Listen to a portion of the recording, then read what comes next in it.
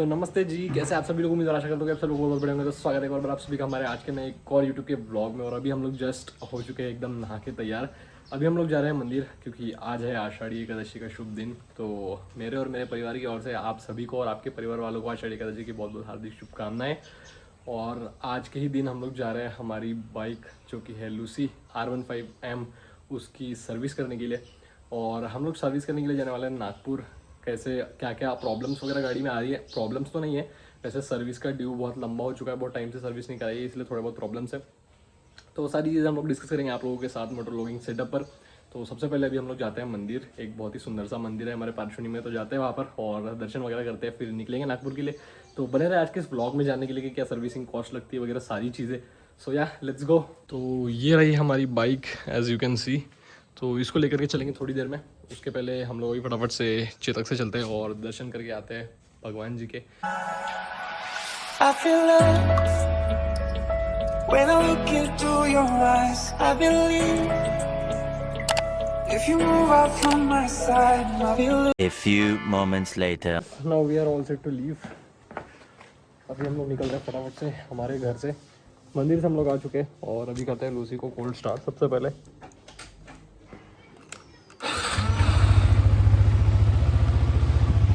तो अभी सबसे पहले चलते हैं फटाफट से, हम लोग पहुँचते हैं शोरूम पे। शोरूम खुलने वाला है 10 बजे, अभी बजे 9, तो हमको पहुँचने को 1 घंटा लगभग लग ही जाने वाला है। सो या let's go.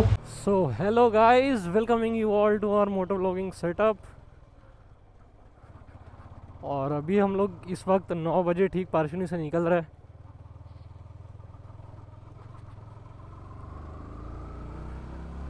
And we will be reaching approx लगभग 10 बजे, और 10 बजे ही सर्विस सेंटर खुलेगा।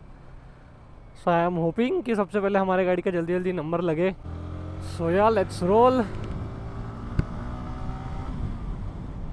हम लोग गाड़ी को ज़्यादा भगाएंगे नहीं, क्योंकि गाड़ी के ब्रेक्स आर लाइक 10% ही रह गए होंगे, मेरे को ऐसा लग रहा है। क्योंकि गाड़ी को रुकने में बहुत ज़्यादा प्रॉब्लम हो रही है, वो तो सबसे बड़ा इशू है। दोनों आगे और पीछे के दोनों हम लोगों को ब्रेक पैड्स नए डालने हैं। और फ्यूल अभी हम लोग डालेंगे नहीं क्योंकि हाफ टैंक ऑलमोस्ट है। So it's sufficient, more than sufficient I would say. अगर बारिश आती है तो गाड़ी वॉश करवा के हम लोग जब घर लाएंगे तो पूरी बैंड बच जाने वाली है। जस्ट होपिंग सो, फिंगर्स क्रॉस्ड कि बारिश ना आए। एटलीस्ट लूसी को घर तक लाने तक तो भी बारिश ना आए, उसके बाद आ भी जाए तो फिर फ़र्क नहीं पड़ता हमें खास।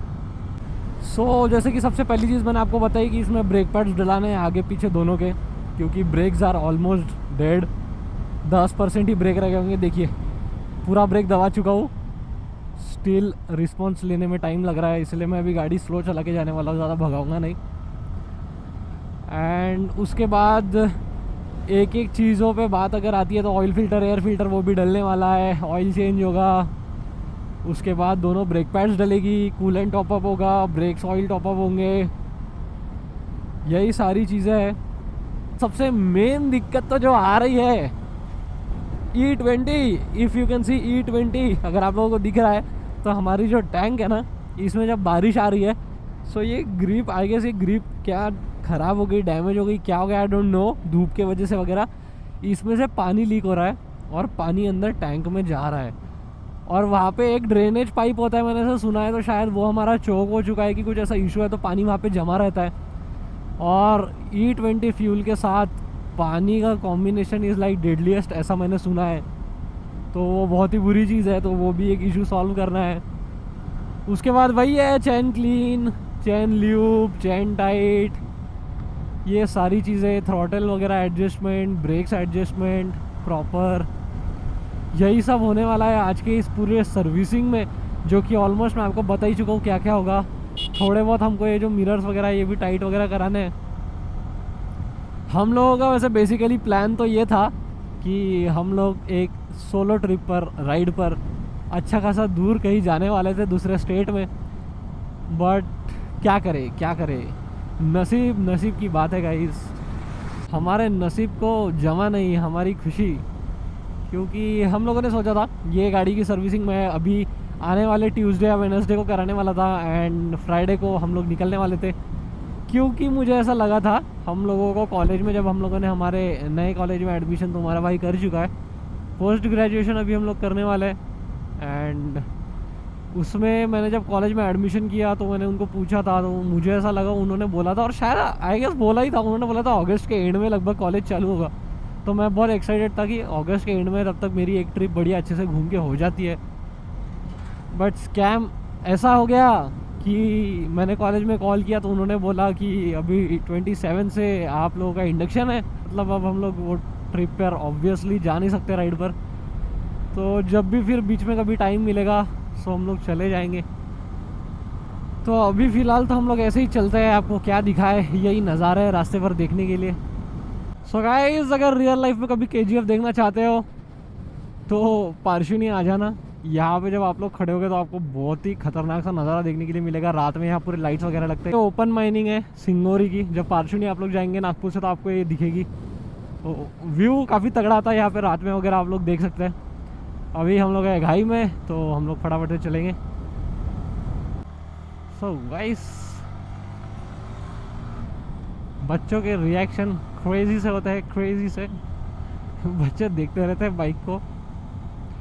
हमारी बाइक में गाइस एग्जॉस्ट है नहीं, तो हम रेव करके दिखा नहीं सकते, नहीं तो बच्चों का एटलीस्ट, मतलब बच्चों को उसी में मज़ा आता है कि बाइक का साउंड सुनने के लिए। उनको तो, जिनको समझता नहीं है, दे थिंक लाइक कि एक सुपर बाइक है, स्पोर्ट्स बाइक को वो लोग सुपर बाइक समझ लेते हैं। तो हम लोग उतना रेव करके तो दिखा नहीं सकते क्योंकि एग्जॉस्ट है नहीं, और बच्चों को उसी में खुशी मिलती है आवाज़ सुनने में गाड़ी की। A few moments later. ये देखो गाइस, ये देखो, इट्स रॉन्ग। ऐसा हाईवे पे तो कभी आपको करना ही नहीं चाहिए बच्चों के साथ। वो लोग बाहर है एंड उनकी गाड़ी चल रही है लगभग 100 के ऊपर। अभी इन बच्चों के रिएक्शंस चेक करना आप लोग, फॉर श्योर रिएक्शन आएंगे, they are doing it wrong. और ऊपर से ये एडवोकेट है, सो सेफ्टी कंसर्न्स के साथ खिलवाड़ मुझे नहीं लगता करना चाहिए ऐसा। If you are cruising around 40-50 की स्पीड, तो अगर आप लोग ऐसा करें तो समझता है, but when you are like doing it fast, गलत है। स्पीड में उनके बच्चों के लिए ही खतरा है, कभी अचानक से ब्रेक लग गई और समथिंग।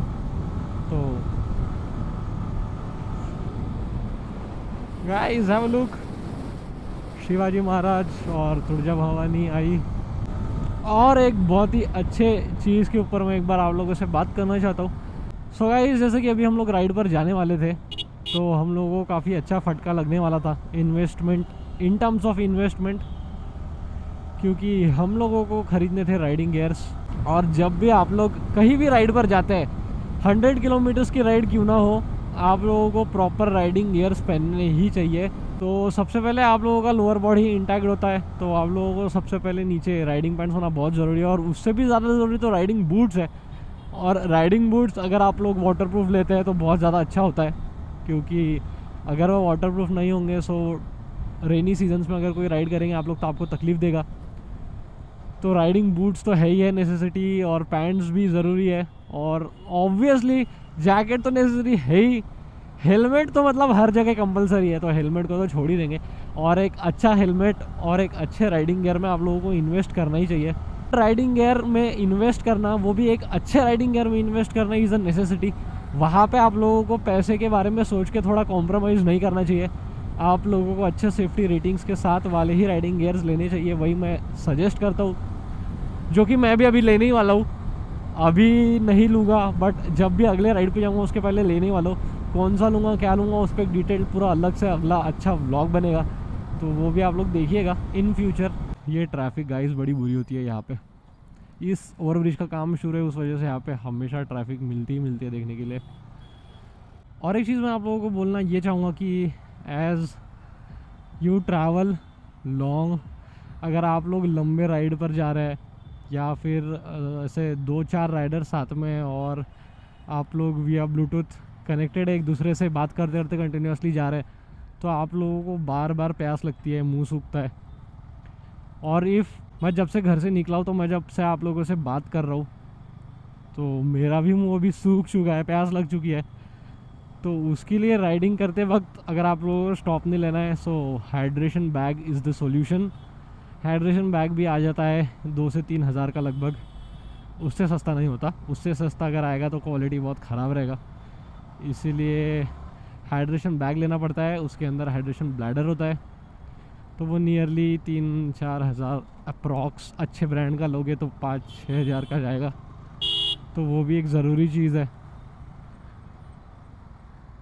सिग्नल नहीं तोड़ सकते गाइस। पता नहीं गाइस लोग हॉर्न क्यों बजा रहे हैं। सिग्नल ये है तो क्या उड़ के जाऊँ क्या? रुकना तो पड़ेगा। एंड अभी जिस शोरूम में हम लोग जा रहे हैं वो नवकार मोटर्स यामाहा, वहाँ पे हम लोगों ने इसके पहले भी ट्राई किया है व्लॉग शूट करने के लिए, रिकॉर्ड करने के लिए, बट वो अलाउ ही नहीं करते। पता नहीं क्या उनके सेफ्टी नॉर्म्स है। अगर वही मेरी जगह शायद 2, 4, 5, 10 मिलियन वाला कोई यूट्यूबर होता तो सब रिकॉर्ड करने दिया जाता। अभी हम उभरते हुए स्टार है ना गाइस, थोड़ा तो उतना भाव हर जगह हमको मिलता नहीं है। बट मुझे ऐसा लगता है कि जो एक बार फेमस हो चुका है और जो मेहनत कर रहा है कुछ करने के लिए, बनने के लिए, उसको लोगों ने सपोर्ट ज़्यादा करना चाहिए। But they are doing their business, तो ऑब्वियसली उनको तो मतलब जो ज़्यादा लोगों तक वीडियो पहुंचाएगा, ज़्यादा व्यूज़ होंगे, उनको तो वही चाहिए। उनको फ़र्क नहीं पड़ता बाकी सब चीज़ों से। तो आज देखते हैं कैसा होता है। ट्राई करूँगा आज रिकॉर्ड करने का। उनके ओनर से परमिशन लेने के लिए मैंने कांटेक्ट किया 2 से 3 बार, बट कभी ओनर थे नहीं, फिर कभी ओनर थे तो वो मेरे को कॉल बैक करने वाले थे, तो आज तक कॉल बैक कर ही रहे हैं।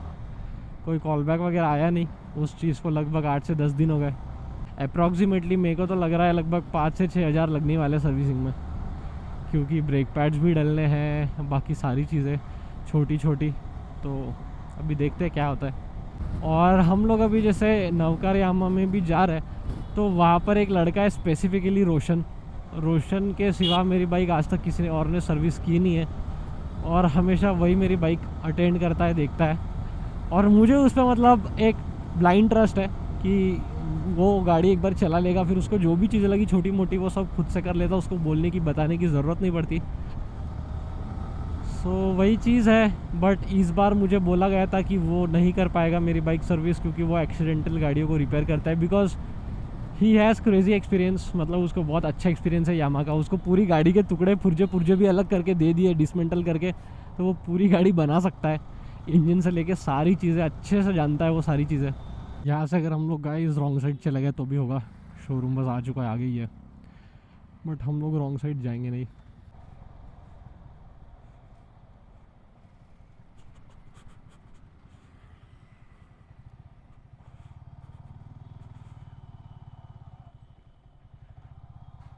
Manager is here guys.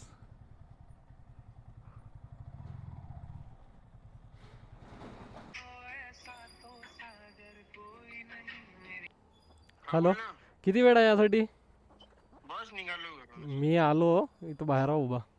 ये सो गाइस, जॉब कार्ड हम लोग अभी बना चुके हैं।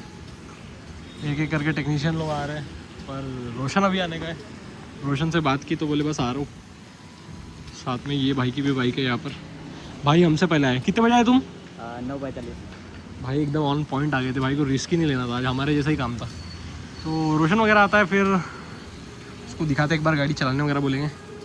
भाई के गाड़ी की गाइस क्लच प्लेट चली गई है। मतलब क्लच प्लेट जाती है तो मैंने पहली बार देखा कि ऐसा होता है। गाड़ी बहुत ज़्यादा आवाज़ करती है, फुल रेव होती है, पर मतलब पिकअप ही नहीं उठा पाती। तो भैया ने बोला कि क्लच प्लेट गई है तो डालनी पड़ेगी भाई को। I'll be losing grip on you, grip on you. दिल लगा भी लिया, इश्क भी कर लिया, चांदनी रात में हमने तारे गिने, अखी का है ये पानी बेजुबान। गाइस यामा का ये नया XSR, ये भी मस्त लग रहा है एकदम। ये हंटर वाला लुक है इसका थोड़ा थोड़ा। का कोई दिल में सिवा तेरे, सोचो जरा।